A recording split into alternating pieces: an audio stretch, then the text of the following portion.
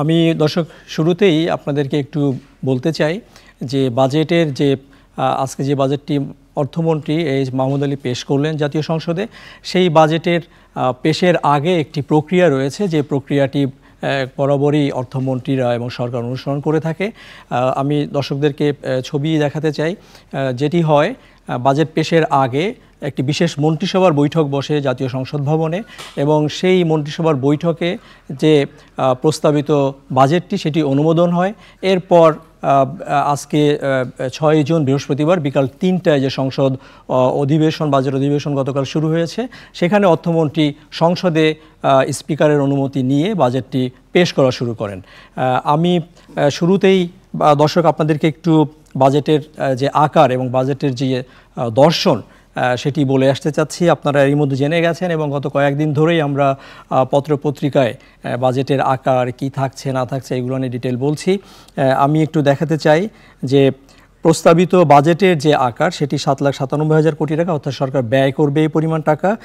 এখন যে অর্থবছরটি চলছে, এই অর্থবছরে সংশোধনের পর বাজেটের আকার 7,14,418 কোটি টাকা। টাকার অঙ্কে বাজেটটি বেড়েছে আসলে 82,582 কোটি টাকা।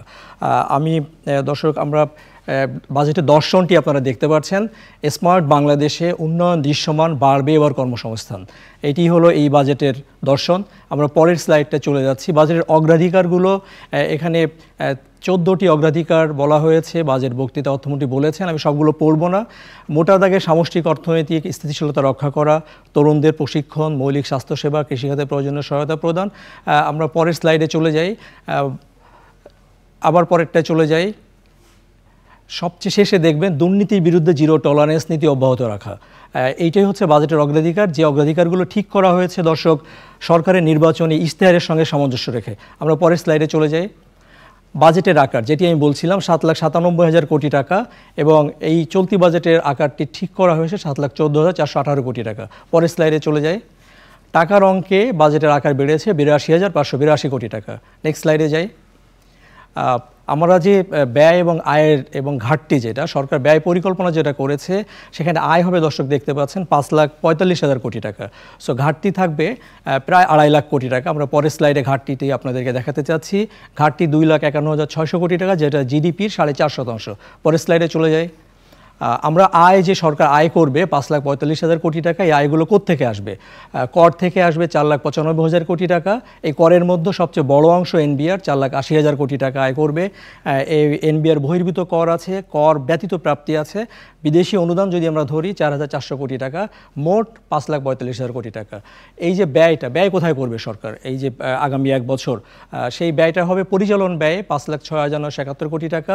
উন্নয়ন ব্যয়, যেটি আমরা আসলে এডিপি হিসেবে জানি, বার্ষিক উন্নয়ন কর্মসূচি বড় একটা অংশ, সেটা 2,81,000 কোটি টাকা। এবং ঋণের পরিশোধ, যে ঋণের বিদেশি এবং দেশি যে ঋণ, সে সুদ পরিশোধে আমাদের ব্যয় হবে 1,13,500 কোটি টাকা। আমরা পরের স্লাইডটি দর্শক আপনাদেরকে দেখাচ্ছি। আমরা যে ঘাটতি অর্থায়নের কথা বলেছিলাম 2,51,600 কোটি টাকা, এই ঘাটতিটি আসলে কোন কোন জায়গা থেকে সরকার মেটাবে? বিদেশি উৎস থেকে ঋণ পাবে 90,700 কোটি টাকা, দেশি ব্যাংক থেকে সরকার ঋণ নেবে 1,60,000, দেশি উৎস থেকে নিবে 1,60,900 কোটি টাকা। এর মধ্যে ব্যাংকের ঋণ আছে 1,37,500 কোটি টাকা। পরের স্লাইডটিতে আমরা দেখাতে চাচ্ছি, সরকার কিন্তু এই যে চলতি বাজেট, যেটি শেষ হবে এই জুনের 30-এ, সেইখানে 1,32,395 কোটি টাকা ঋণ নেওয়ার কথা বলেছিল, কিন্তু আদতে ঋণ নিতে হচ্ছে এর চেয়ে প্রায় 22-23 কোটি টাকা বেশি। আমি ফিগারটি গ্রাফিক্সে পরের স্লাইডে দেখাচ্ছি।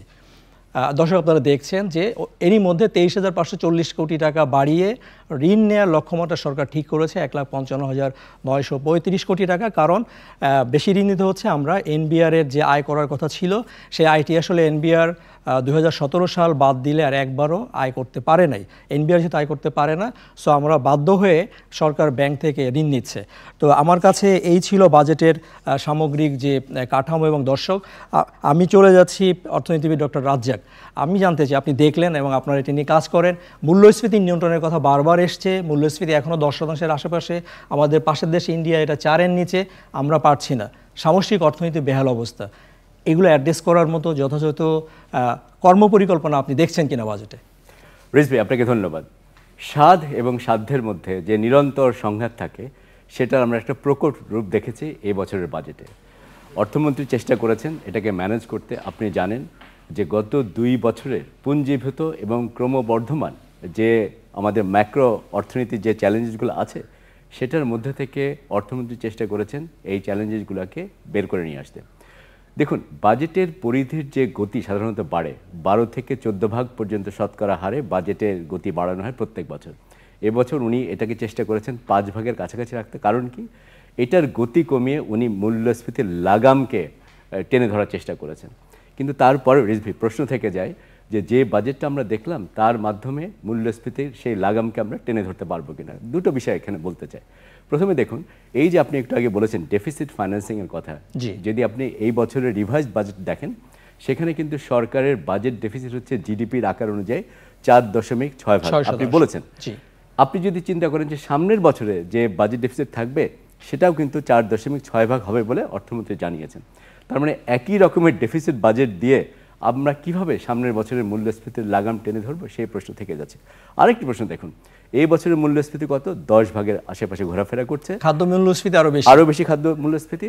আর অর্থমন্ত্রী বলছেন যে উনি এটিকে 6.5 ভাগে নামিয়ে আনবেন এবং 6.7 ভাগ ওভারঅল জিডিপির প্রবৃদ্ধি অর্জন করবেন। প্রশ্ন হচ্ছে, যদি আপনার উচ্চ মূল্য অলরেডি থাকে এবং সেটার সঙ্গে যদি আপনি উচ্চ প্রবৃদ্ধি অর্জন করতে চান তাহলে কিন্তু আপনি ওই মূল্যস্ফীতি কিন্তু উস্কে দিতে পারেন আর কি।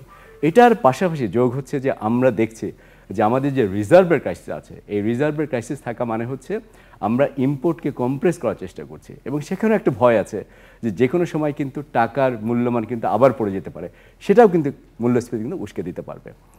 শিক্ষা, স্বাস্থ্য এবং সামাজিক সুরক্ষা খাত, এখানে আমরা কোনো সময় আশা করি না যে বড় অঙ্কের বাজেট বাড়ানো যাবে, কারণ আমরা জানি আমাদের ফিসক্যাল স্পেসের সমস্যা আছে। ট্যাক্স জিডিপি রেশিও আমাদের one of the lowest in the world, সেই ক্রাইসিস আমাদের থাকবে।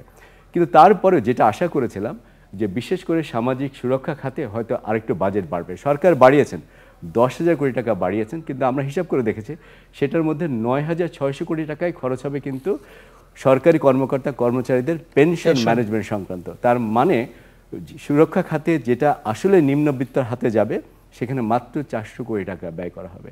সুতরাং একদিকে বাজেটের মধ্যে মূল্যস্ফীতিকে আমরা কন্ট্রোল করতে পারবো কিনা সে সংশয় থেকে যাচ্ছে, এবং এটার সঙ্গে যোগ হচ্ছে আসলে আমরা দরিদ্র জনগোষ্ঠীকে কতখানি সুবিধা দিতে পারবো। অনেক ধন্যবাদ আপনাকে ডক্টর রাজ্জাক। আমরা ফিরে যাচ্ছি বুশরা আপনার কাছে।